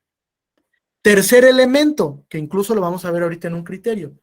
También la Corte Interamericana ha sostenido que el principio de igualdad guarda una relación directa con el diverso de dignidad humana. Están entrelazados, ¿vale? Hay un vínculo indisoluble. Dice el profesor Ferrajoli, se crea una regla de plenitud deóntica. Es como si igualdad y dignidad fueran dos caras de la misma moneda. Están unidos. Si tú violas el principio de igualdad, por ende, vas a vulnerar la dignidad humana. Así lo ha sostenido la Corte Interamericana.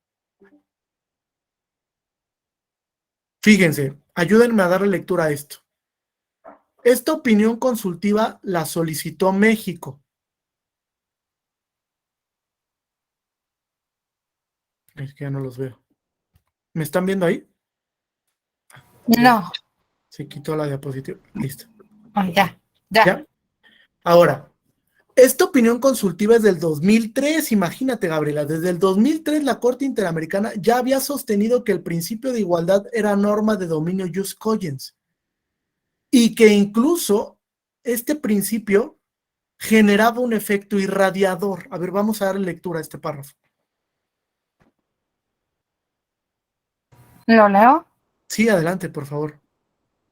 Este tribunal considera que el principio de igualdad ante la ley, igual protección ante la ley y no discriminación, pertenece al jus cogens, puesto que sobre él descansa todo el andamiaje jurídico del orden público nacional e internacional y es un principio fundamental que permea todo ordenamiento jurídico. Fíjate, permea todo el ordenamiento. Quiere decir que el principio de igualdad en el momento en el que está en la Constitución provoca un efecto irradiador. Esto lo dijo el Tribunal Federal Constitucional alemán desde una sentencia que emitió en 1958, que es el caso Luth. Consúltenlo, está muy interesante esta sentencia. Caso Luth. Tribunal Federal Constitucional Alemán, 1958. En esa sentencia el tribunal dice expresamente, la Constitución no solo es que se ubique en la cúspide y en la base del ordenamiento, también se encuentra en el centro, Gabriela. Es como si la Constitución fuera un sol. Y en el momento en el que se encuentra en el centro, todos sus efectos irradian o permean sobre todo el ordenamiento jurídico. Y dice el Tribunal Federal Constitucional Alemán, y sobre todas las relaciones jurídicas. Eso quiere decir que el principio de igualdad no solo vincula a los poderes públicos, ¿eh? El principio de igualdad también vincula a las relaciones entre privados. De hecho, ¿qué creen? Como dato, ¿cuál creen que es el derecho que más se lesiona en las relaciones entre particulares?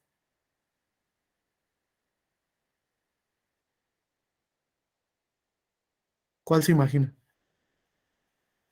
La igualdad entre el patrón y el trabajador, cuando tú vas a un restaurante y te discriminan. El tema que está de moda, ¿no?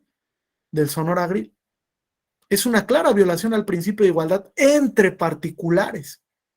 Un particular, otro que están en el mismo plano jurídico y vulneran el principio de igualdad. Naturalmente, cuando no debería de ser así, el principio que más se viola en las relaciones de carácter privado es el principio de igualdad. Y les voy a poner un ejemplo, fíjense, que es un ejemplo real que llegó a la Suprema Corte, para que vean cómo sirve atender a la jurisprudencia interamericana. Fíjense lo que sucede aquí. Una pareja con preferencias sexuales diferentes acuden a una clínica de inseminación in vitro. Dice, yo me quiero practicar un procedimiento de inseminación para gestar un bebé. 2 mujeres. Cuando llegan a la clínica, están llenando el formulario y la clínica les dice, ¿qué creen? Estos procedimientos solo los practicamos a parejas heterosexuales. Oye, ¿pero por qué? Bueno, es que nosotros somos una clínica que está vinculado con la religión católica y entonces, pues, nosotros por reglamento interno solamente le practicamos estos procedimientos a esas parejas. Entonces, a ustedes no se los podemos practicar. Fíjense, yo les dije, la Constitución condiciona que todos los actos, no solo los de los poderes públicos, también los de los particulares. Quiere decir que los particulares también tienen que ceñirse a lo que marca la Constitución. A eso le llamamos eficacia horizontal de los derechos fundamentales. Les preguntaría yo, ¿este acto es claramente discriminatorio? ¿Es abiertamente discriminatorio? Bueno, si es abiertamente discriminatorio, ¿dónde lo impugno? ¿A través de qué mecanismo? ¿Qué harían? Piensen en que les consultan como abogados. Oye, ¿saben qué? Pasó esto, fui a una clínica para practicarme este procedimiento científico. No me lo quisieron practicar porque se excusaron en que esto solo se lo practicaban a parejas heterosexuales y nosotros somos una pareja del mismo sexo. A ver, Jonathan. Me parece que es a través del amparo. Ya después de la reforma de convencionalidad y constitucionalidad, ya ahí se determinó que también un particular puede violar derechos humanos del otro y ahí puedes interponer el amparo. Claro, cabría el amparo, fíjate, el amparo contra actos de particulares, en términos del artículo 5º, fracción segunda de la ley de amparo. Solamente habría que establecer que esta clínica tiene autorización del Estado. Hay una concesión. Es decir, el Estado se lo concede para que practique estos procedimientos. Y como hay una concesión, actúa en representación del Estado. No es que actúe de manera alejada, apartada. No, el Estado le concede la autorización para que practique estos procedimientos. Segundo elemento, pues, abiertamente viola el principio de igualdad, ¿no? No hay duda ahí. Es una discriminación que le llamamos explícita o directa. Entonces, cabe la posibilidad de que el mecanismo de amparo sea el medio constitucional oportuno para impugnar ese acto de un particular. Fíjense, en México llegamos tarde, pero pues llegamos, ¿no? Dice el dicho, más vale tarde que nunca. Entonces, el tema de la eficacia horizontal es muy importante hoy, porque en un porcentaje no tan disparado, los particulares violan derechos de otros particulares de manera diestra y siniestra, a diestra y siniestra. Y en temas de pandemia lo vimos, despidos injustificados, usos arbitrarios por parte de los particulares en los temas de renta, de títulos de crédito, etcétera. O sea, los particulares tampoco se tientan el corazón, son igual o peor que la autoridad. Entonces también ahí hay un foco rojo de violación a derechos que hay que atender. Entonces sí, correcto, ahí cabría la posibilidad de este amparo. ¿Qué precedente interamericano utilizarían? ¿Qué precedente les viene a la mente? Que lo vieron ayer.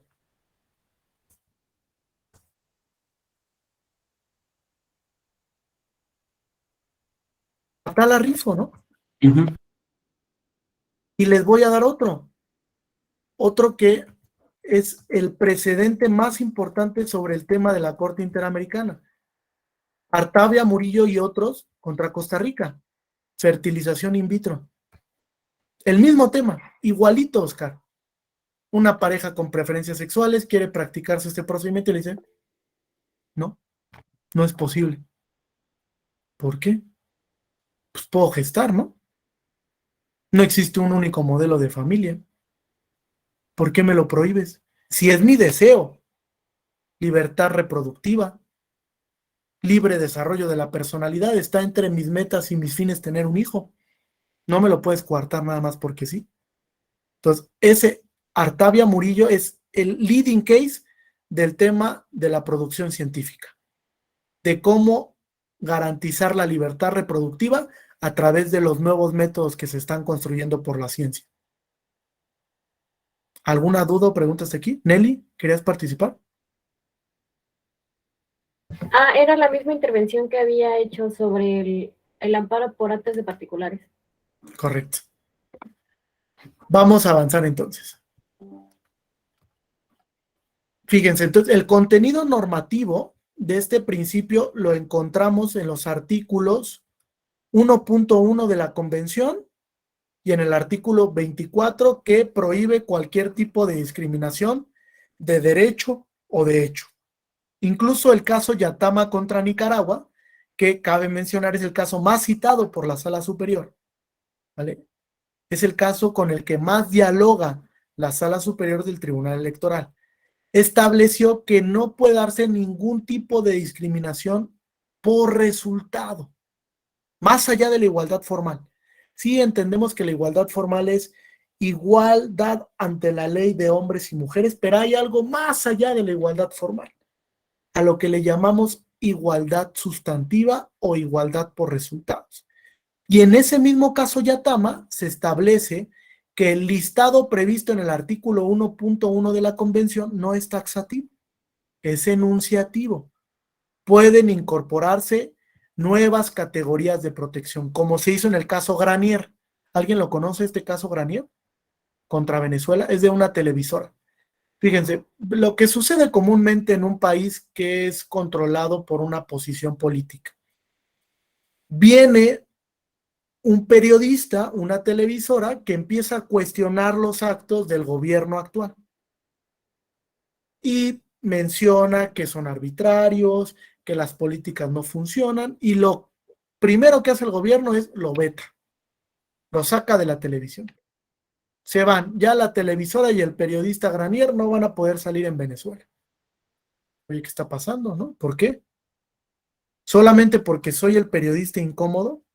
¿Porque soy el periodista que no va de la mano con lo que tú quieres escuchar? Porque tú tienes otros datos, por ahí dice, ¿no? Tú tienes otros datos. Entonces, como soy el periodista incómodo, pues la salida fácil es que me saques del aire.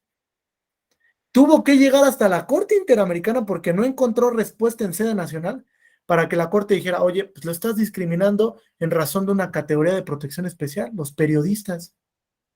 Está ejerciendo una labor de difusión de la comunidad, una labor informativa que es base en una sociedad democrática, ¿o no? ¿Estar informados hoy día es fundamental para una sociedad democrática? Pues sí.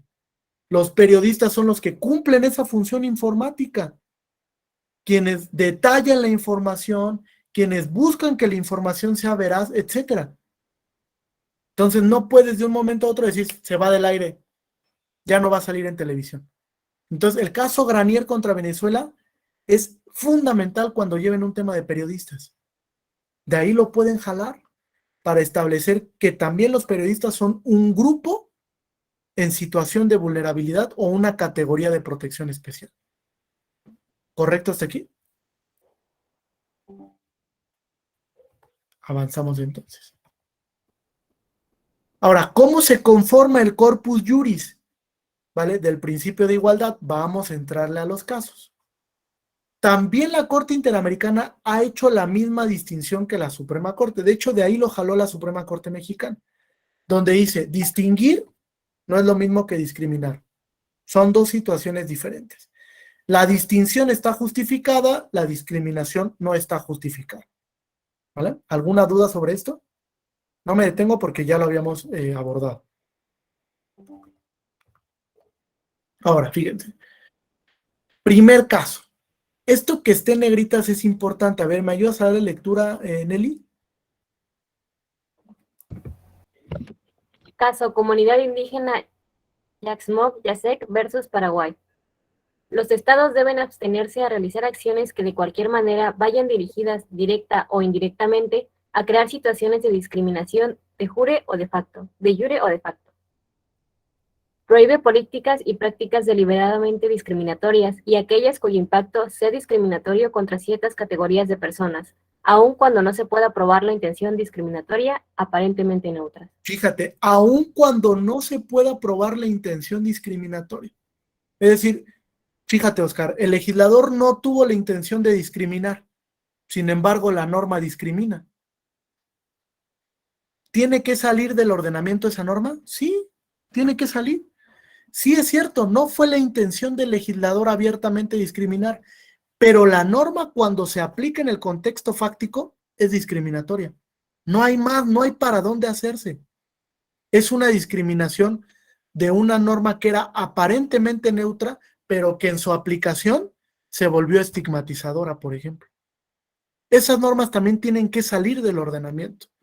Fíjate, Nelly, dice la Corte Interamericana, prohibición, abstente Estado, de realizar cualquier acción tendiente a discriminar directa o indirectamente, ya sea en una norma o en una actuación, que sea de facto o de jure. Tienes que entonces generar todas las políticas, medidas para propiciar igualdad. ¿Sobre la base de qué? Del principio de distinción. Distingue para generar igualdad, pero no discrimines.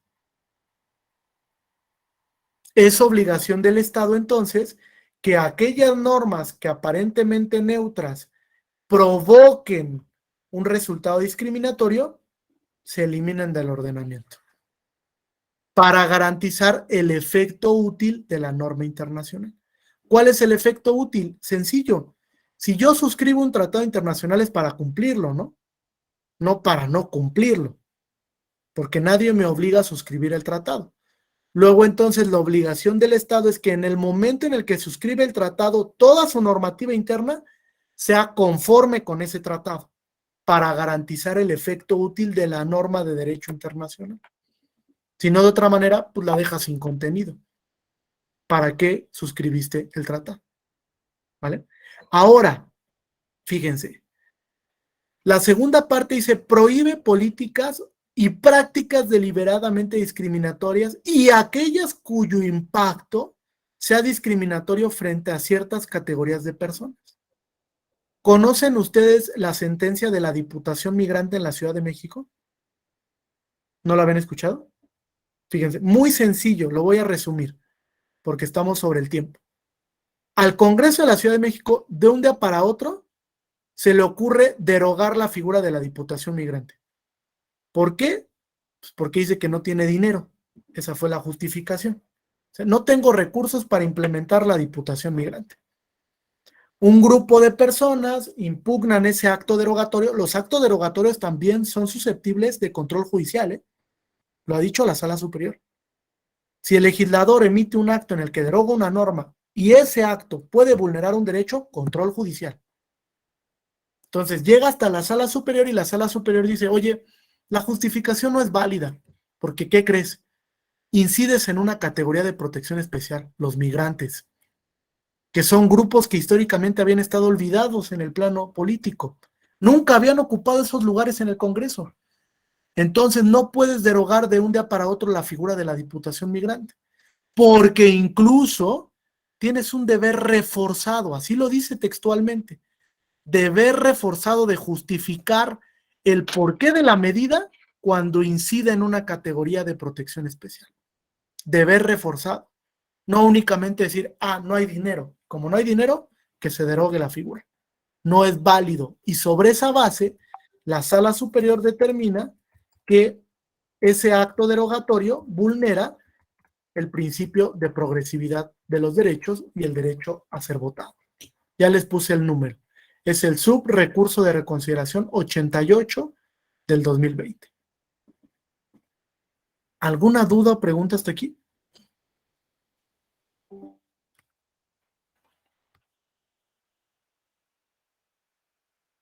El caso Granier, del que ya platicamos. El caso Louis, también les recomiendo su lectura, porque va de la mano, se relaciona con otra categoría, el padecimiento terminal, una persona que tenía VIH. ¿Vale? También le generaron discriminación respecto de su derecho a la educación porque no le dejaron inscribirse en una escuela pública porque tenía VIH. Esa fue la justificación. No te puedes inscribir aquí porque tienes VIH y puedes contagiar a tus compañeros. Nada más irracional que eso. Entonces la Corte Interamericana vuelve a decir, no puedes discriminar con base en una enfermedad terminal. Y menos sostener que una persona no se puede inscribir en esa institución porque tiene VIH. Estás generando un trato diferenciado no justificado. Fíjate, esa categoría, Jesús, se integra a las del artículo 1.1 porque no está expresamente prevista. Las personas que tienen VIH o con padecimiento de VIH. Incluso la Corte Mexicana resolvió un tema así. A lo mejor lo conocieron, militares con VIH. ¿Qué es lo que pasó? Fíjense, connaturalmente, en la milicia, hay momentos en los que los militares están resguardados por mucho tiempo. Mucho tiempo. Eso provoca que evidentemente tengan relaciones sexuales entre ellos. Porque están resguardados ahí durante mucho tiempo. Entonces, derivado de eso, se desencadenó una serie de contagios de VIH entre militares. Cuando los evalúa, la milicia dice, dalos de baja, porque tienen VIH. Llega el asunto hasta la Corte Mexicana y la Corte dice, oye, por Dios, los estás discriminando, ¿no? Si él puede seguir cumpliendo su rol, aunque tenga VIH, que lo cumpla. Y si no, porque a lo mejor es un rol muy enérgico, que le puede implicar una disminución en su estado de salud, cámbialo a otra área, donde pueda realizar gestiones administrativas o demás, pero no lo despidas de manera injustificada, porque esa restricción al derecho a la estabilidad en el empleo es la última, el despido es lo último al que se debe aspirar. Hay otras medidas alternativas. Antes de despedirlo, evalúalo para ver si puede continuar sus labores, o cámbialo a otro sector donde sí las pueda realizar de manera eficiente. Entonces, tampoco se puede discriminar con base en este padecimiento. Otra categoría que se incorpora al artículo 1.1. Caso Norín Catrimán contra Chile, discriminación a pueblos indígenas. Este es interesante porque esta comunidad estaba en contra del gobierno en ese momento chileno y generaba una serie de discursos que iban en contra de las políticas que estaban implementando. Derivado de eso, el gobierno dice, fíjales un tema penal. Asociación ilícita terrorista, imagínense. tacharon a los miembros de la comunidad de terroristas y los sometieron a un proceso penal con sentencia condenatoria. Tuvieron que llegar hasta la Corte Interamericana para decir, oye, pues no porque estén en contra del gobierno, les vas a fijar un tema penal. Hay libertad de expresión. En las sociedades democráticas actuales hay libre manifestación de ideas, pluralidad. Tu Estado tienes que soportar los embates cuando no estás haciendo las cosas bien. O cambia tus políticas para que también tengas como foco de atención esas comunidades, porque son grupos en situación de vulnerabilidad. Entonces, ahí la Corte da una definición y dice, ninguna norma, decisión o práctica de derecho interno, sea por parte de las autoridades o los particulares, eficacia horizontal, puede disminuir o restringir de modo alguno los derechos de una persona a partir de su origen étnico. Práctica. También esas prácticas se tienen que erradicar. No se puede soportar ni por la autoridad ni por los particulares. Doble eficacia de los derechos. Eficacia vertical frente a la autoridad. Eficacia horizontal entre los particulares. ¿Correcto hasta aquí? ¿Alguna duda o pregunta? Me voy a detener para dar un espacio de 5 minutos, por si hay alguna duda o pregunta adicional. Les voy a compartir todo el material, son 60 diapositivas. Lo que sucedió el día de ayer es que yo iba a participar en las 2 sesiones, pero me pusieron otra sesión en otro diplomado y la profesora Wendy fue la que tuvo que intervenir en la primera parte de este módulo. Entonces, no me dio tiempo para estructurar toda la sesión que era pues prevista para 4 horas. Pero con mucho gusto les proporciono las diapositivas y algún otro material para que puedan seguir con este aprendizaje. Hay un buscador del Sistema Interamericano de Jurisprudencia Interamericana, muy sencillo de utilizar. Incluso se puede utilizar por derecho, por estado, etcétera, para que ustedes puedan consultar los casos contenciosos y consultivos. Hoy día, utilizar control de convencionalidad es un imperante. ¿Vale? Es necesario, porque los derechos humanos de fuente internacional adquirieron jerarquía constitucional. Entonces, es importantísimo que ustedes empiecen a dialogar con los precedentes interamericanos y que los ocupen para sus casos en concreto. Ya vieron que no es tan compleja la metodología. Es sencillo saber cuándo un precedente interamericano lo puedo utilizar o no, en mi caso en concreto. Entonces, yo les haría esa invitación a que dialoguen un poco más y generen un poco de argumentos más que guarden relación con los precedentes que hoy día emite la Corte Interamericana de Derechos Humanos. No sé si hasta aquí tengan alguna duda, pregunta, comentario.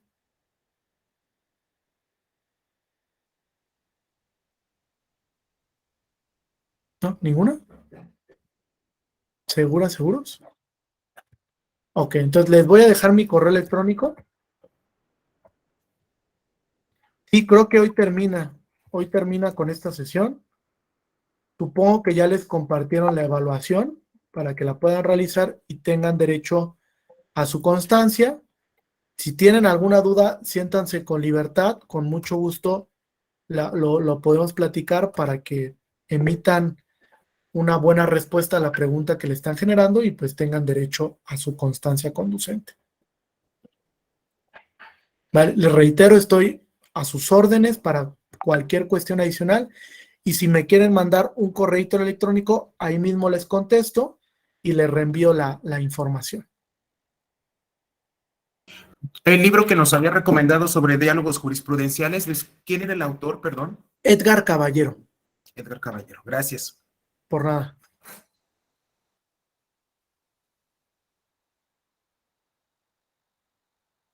¿Sí? ¿Ninguna otra consideración? Bueno, pues les deseo un feliz jueves.